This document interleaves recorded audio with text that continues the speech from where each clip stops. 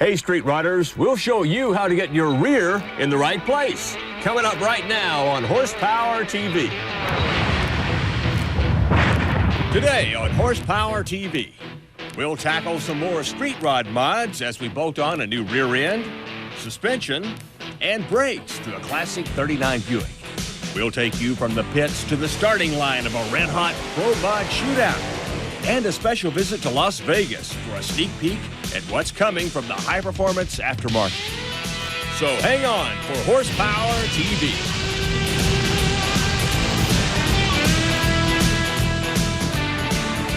Welcome to the Horsepower Shop, where today we've got everything from a blown alcohol pro mod we'll see in action later to this show-stopping street rod. Hey, and speaking of street rods, we're going to get things going today by hanging an air ride suspension on a 39 Buick. But no matter what kind of rod you've got, this is a project that carries a lot of merit and uses many of the same procedures. Well, it looks like my partner's already got started here. Yeah, when we mounted our engine and transmission last time, we soon discovered that the drive shaft wouldn't pass through the stock crossmember, so we got rid of it and boxed everything in, as you can see here. Now, I've just about finished with this brake pedal mounting box that we got from Total Cost Involved in California, and once I'm done with it, we can tackle that rear suspension. All right, good job. Of course, we've used this 39 to show you other street rod mods. First, we added a Fat Man front end with Mustang 2 components.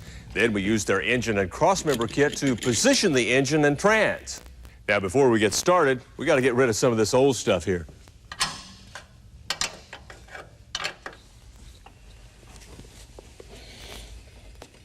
While Joe's making a new home for it, I'm going to start building up our Ford 9-inch rear end. Now, it needed to be narrowed just a little bit to fit our Buick, and of course, the axles need to be shortened and re-splined. Of course, we gave those specs to Moser Engineering when we placed our order. Of course, we could go ahead and build this rear end up by rolling it around on the floor, but I got to tell you, this little stand-up fixture from Bonks sure makes life a whole lot easier. We also found it's a lot easier to build up the rear end when the ring, pinion, and posi are already set. Now, we decided on a 350 gear with a limited slip differential for the Buick, so we call Precision Gear, and they set up the critical pinion depth and backlash dimensions, plus added a true track posi. All right, the housing's secure. I guess we're ready for that center section now. Here it is, and it is heavy. I need your opinion. Which way's up on this gasket? Man, would you get your rear end in gear for a change? Hey. Don't make me wring your pinion now. Man, hurry up. There. You satisfied? Here, let me give you a hand. Gee, thanks.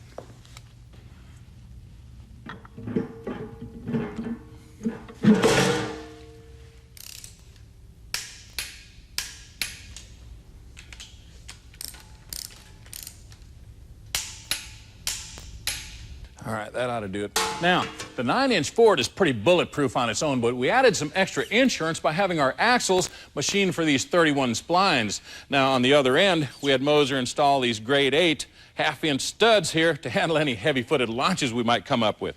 Now, the axle just slides down the tube like this, and it's held in place with a special caliper bracket and this retaining plate. That 39 Buick is a heavyweight hot rod, a lot of pre-war steel. So we decided to run disc all the way around. Now, the kit we got from Willwood includes caliper brackets here. These are the calipers, brake pads, rotors, and since we've got to be street legal with this thing, we even got this parking brake set up. Man, that's a great-looking kit. And you know, since we've already got discs on the front of that thing, hauling down that heavyweight should be no problem. Now, to make it all work, I went ahead and ordered this adjustable proportioning valve here. Now, I'm going to use it to balance the front-to-rear brake bias. We'll get around to mounting it later on, but what do you say we go ahead and mount this hardware on the rear end right now? Let's break away. First, we mount the caliper brackets, then the retaining plate using grade 8 hardware. Next, the rotor, then the caliper with pads, and finally, the parking brake caliper. Well, now that we got the rear end all assembled, we're about ready to do some fabricating to get it mounted up. Plus, we'll have some tips on how to plumb your brakes right after this. See what happens when a band of blown alcohol bandits invade a track in Tennessee. It's a pro mod shootout with heavy firepower. Plus, later it's off to SEMA to see what's gonna be hot in the high-performance aftermarket. Hey, Kenny, What kind of wrench is that? That's not a wrench, that's a stick shift. Nah, that's a tire iron. Nah, that's his rear axle. This is my impact wrench. Hey, guys, don't you agree on anything? We all agree on Mr. Gasket's performance parts. We all agree he drives his race car a lot straighter than he drives his golf ball. And that's the only thing we agree on. There's a lot of reasons why so many people who take care of their cars turn to AutoZone each week. The low prices on the replacement parts they really need, and the large selection of the things they simply want. But most of all, they come to AutoZone because of the helpful, friendly people who work there. The kind of folks who know their stuff and who'll go the extra mile to help you out. Because after all, taking pride in taking care of people is what AutoZone is all about. Homeowners, now you can have the best garden in your neighborhood with tasty vegetables, beautiful flowers, fresh herbs, and your favorite plants, but without all the backbreaking work. Introducing the all-new line of legendary Troy-Bilt tillers, now with a tiller for every garden and budget. Built to last a lifetime, one of the secrets of Troy-Bilt's superior performance is the patented Bolo tines that chop and bury organic matter to improve your soil, so everything you plant grows healthier and stronger. Call and discover how the Troy-Bilt tiller makes it easier to prepare soil and to care for your garden with less work. Learn how when you send for your free 52-page Great Gardens catalog today. Call now and we'll also send details about Troy-Bilt's limited time offer of free financing, free shipping, and a free bumper. For your free catalog and information about our new line of Best Built, Best Buy Troy-Bilt tillers, call toll-free 1-800-898-1600. That's 1-800-898-1600. Call now.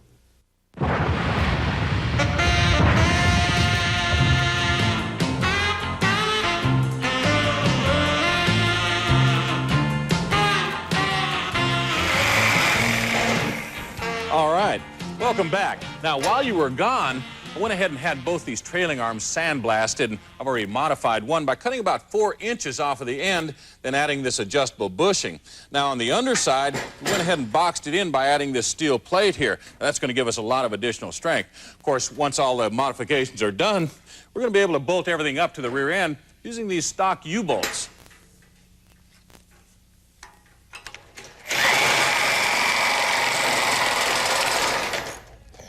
Mounting our master cylinder and booster under the floorboard here where they're well protected.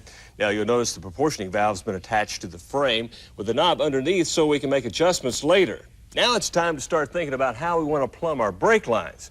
Now when you do this, there are several things to consider. First of all, keep them away from any rotating parts and give them plenty of room away from hot exhaust pipes. Also, you want to attach them to the frame with something like these 8L clamps we're using. Of course, billet ones are cool too. Earlier, we determined the center line of the old axle, and we marked that location on the frame. Now, we're going to use a plumb bob to help us get the new rear end in the same location. That rear end's already up on jack stands, and with it in proper ride height, it'll help us determine the forward attaching points for the trailing arms. We're ready to start fabricating our rear crossmember and front trailing arm mounts. Now, we've already cut our square 2x2 tubing to the right length to fit between the frame rails here. Now, all we have to do is raise up our trailing arm to position the cross member, and we can tack it into place. We're going to use this stock track bar to keep our axle centered up under the car. Now, it attaches to this bracket here we got off the old rear end. Since we got ours pretty much into position, we can go ahead and tack weld this bracket into place.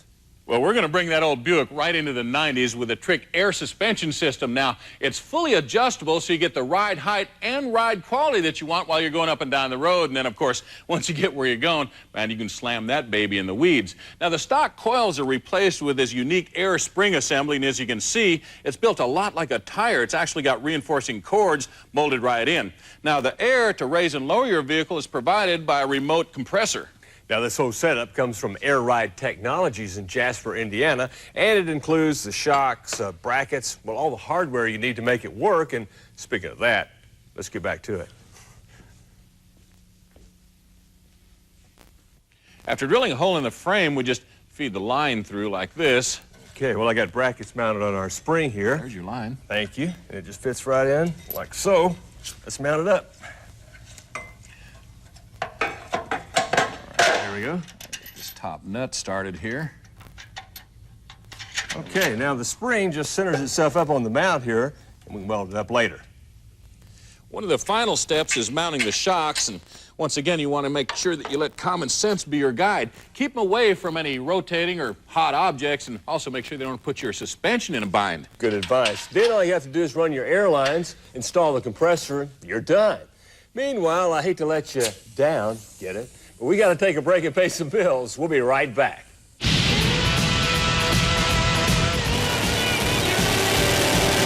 Next, hang on for some 4-second 8-mile madness. It makes for a fun ride. It's a Pro Mod shootout with the fattest blown alcohol bandits.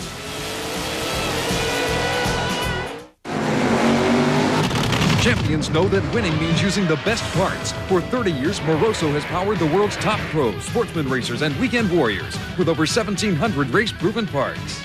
Like oil pans with Moroso baffle systems, windage screens, and crankshaft scrapers that control oil for maximum horsepower. Moroso has over 200 power pans for race cars, street cars, and trucks. Celebrating 30 years of performance, Moroso, available wherever performance products are sold. Brought to you by Just for Men, the leader in men's hair coloring. Blends away gray in 5 minutes. You're so lucky. Not one gray hair. When a woman can run her fingers through your hair and can't tell you blend away your gray, that's a natural-looking result. And that's just what you get with the hair color called Just for Men. Simply shampoo in, then rinse. In only 5 minutes, this unique formula blends away gray, actually matches your gray to your real color. So nobody knows, even close up. I just love your hair. Just for Men. It looks so natural, even she can't tell. For the hottest NASCAR merchandise, race into the only official store of NASCAR, NASCAR Thunder. Experience the electrifying sights, sounds, and excitement of a NASCAR Winston Cup race in a store. NASCAR Thunder has a complete selection of NASCAR collectibles for the youngest racing fan to the most die-hard motorsports enthusiast. Come to the NASCAR store with attitude. We've got your driver, your car, and your number. We have all the merchandise, and we put it on the line for you. NASCAR Thunder. It's hot off the track. Coming February 20th on TNN. It's a full weekend of NASCAR racing at the Rock. First, the NASCAR Busch Grand National drivers crank up another big NASCAR season on TNN with the Alltel 200. Then the next day, the cars and stars of Winston Cup battle it out in the dual loop Big K 400. It's flag to flag NASCAR excitement all weekend. February 20th and 21st. Only on TNN Motorsports.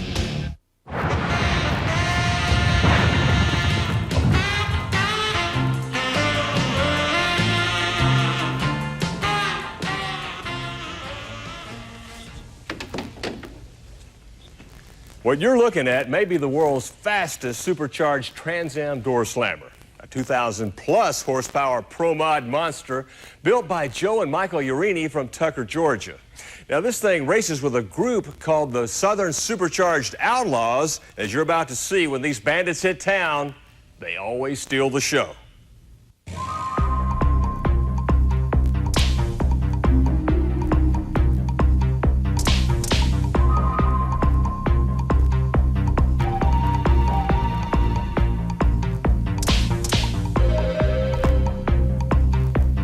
These Outlaws may not carry 6 guns, but they're sure loaded with lots of firepower, enough to shatter records at 8-mile tracks around the South and beyond. The record setter here is a 4:33 at 170 miles an hour, and today, I think we'll have it broken today. Pro Mod racers seem to have 2 things in common. They like to go real fast, and they don't like a lot of rules. Now, these guys are running blown alcohol engines that make up to 2,500 horses, so when they hit this 8th-mile track, don't blink or you'll miss the race.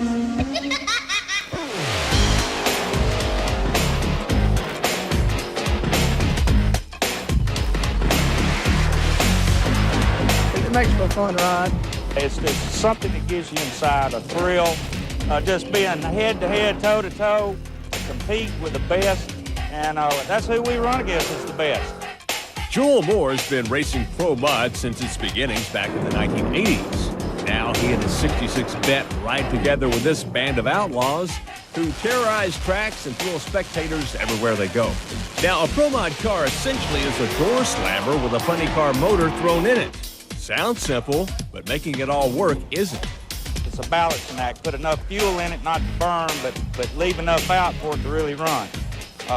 You know, when you're talking 2,500 horsepower, which is what we're making, Outlaw, you know, you can break something just like that, axle, drive shaft, and it's all critical. Cutting a great light is also critical, particularly on an 8-mile track with a 4.0 tree. If you're somewhere in the 420 range on your light, you stand a pretty good chance. Anything better than that's usually just guessing. As qualifying runs continued, I noticed most cars were running blown big blocks, like this 526 Hemi. That is all except Jason Scruggs' 63 Vet with a small block. Whenever we decided to do this deal, that's how we had small block parts, and you know, that's all we knew how to work on ourselves. So that's what we did and went from there. We just kind of sneaked up on it over the 3 years. As the sun went down on the last round of qualifying, the stands started filling up with racing fans ready for a rumble. Pro Mod has become synonymous with chest-pounding, ear-shattering horsepower at its competitive best, and the fans love it. That's what actually led me to form this group and bring drag racing to the fans and bring the joy of drag racing and the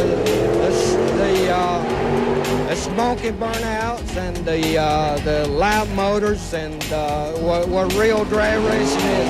Go for it!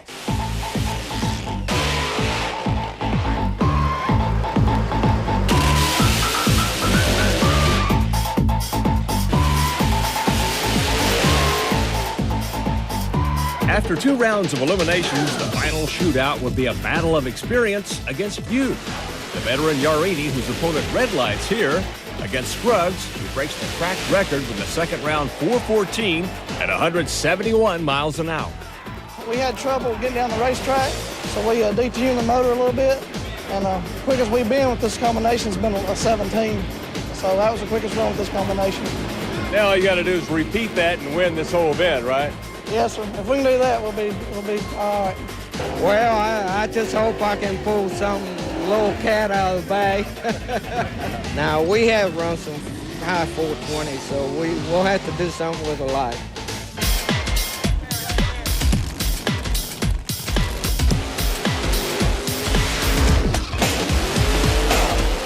Well, it was the younger Outlaw who robbed the race. Scruggs winning with a 447 at 157. But what a night for these Pro Mod bandits and their bad blown alcohol machines.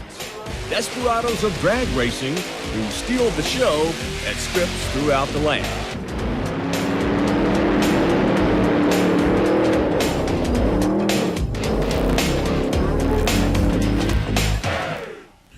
Man, that's some cool stuff. Now, Joe and I will meet you in Las Vegas for a special edition of Hot Parts right after this.